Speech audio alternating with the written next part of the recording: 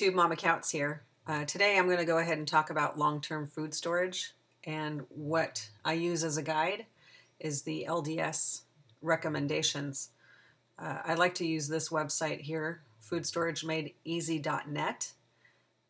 It's a very easy website to maneuver and has lots of great tips.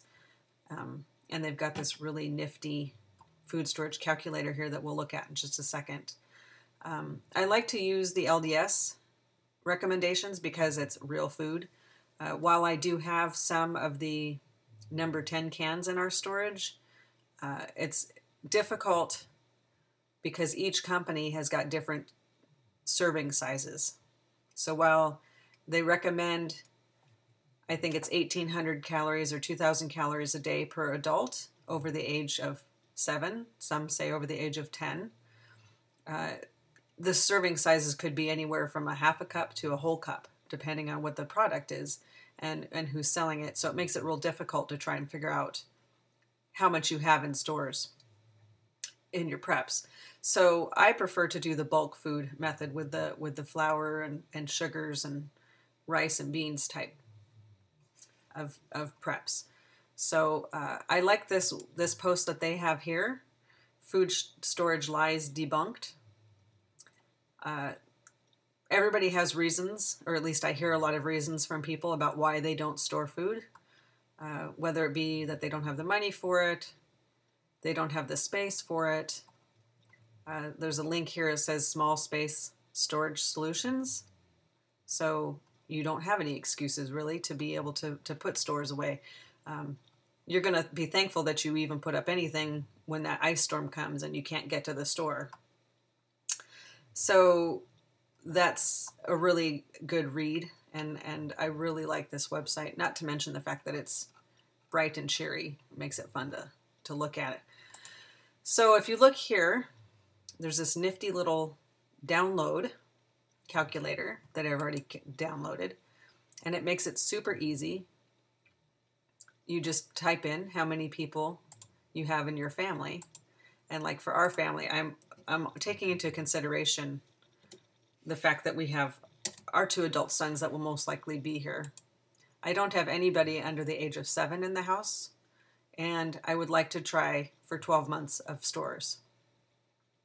Now this is just a guide, not necessarily, it's not you don't have to do everything that's on this list, and if there's something that is on this list that your family will not eat, then don't put it in your stores.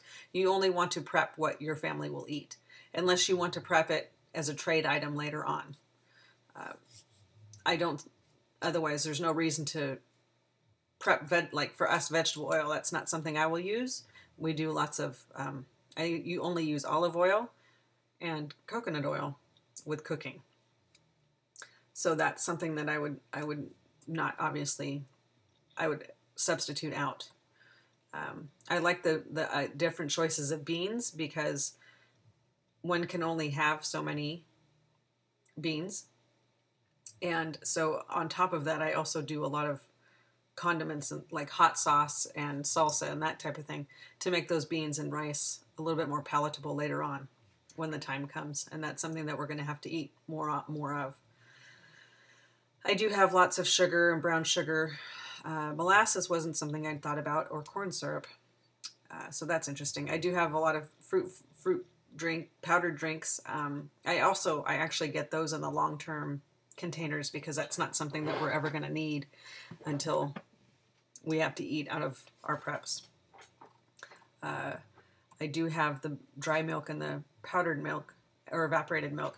Powdered eggs is something that I've learned you can do dehydrating on your own, which is another video that I could do later on. And so that's a way to save some money, is to be able to do some of these things on your own so that you're not putting out a ton of money for powdered eggs. And powdered milk is also something that's expensive, but I haven't figured out how to dehydrate that. So you will be the first to know if that ever happens. So this is just a really great website because I love this calculator. It makes it super easy. Obviously it's not, you have to put in your own amounts here, but I like that it gives you a baseline from where to start with what you need to have for your own family. So that's something that I thought I'd share with you.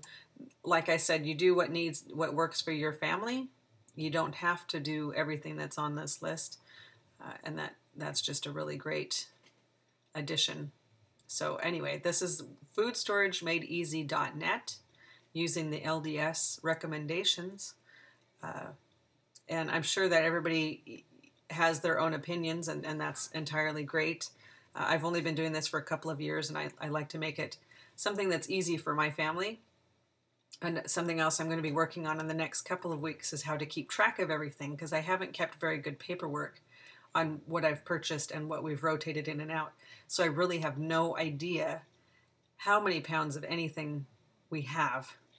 So to look at it, it looks like that's a great amount of food, but I'm sure that it would not last near as long as I think that it would, especially when we're going to be having basically 4 adult men living here, and and then they're the ones I'm going to have to feed, and they need the calories because they're going to be working hard outside and whatnot. So it's definitely a work in progress for me, and I'm not by any stretch of anybody's imagination really great at all of this yet, but I just wanted to share this website with you in a great way for the beginners out there on what you can do to get started. So anyway, I appreciate you sticking around, and I hope that you have a wonderful week. Thanks, and God bless.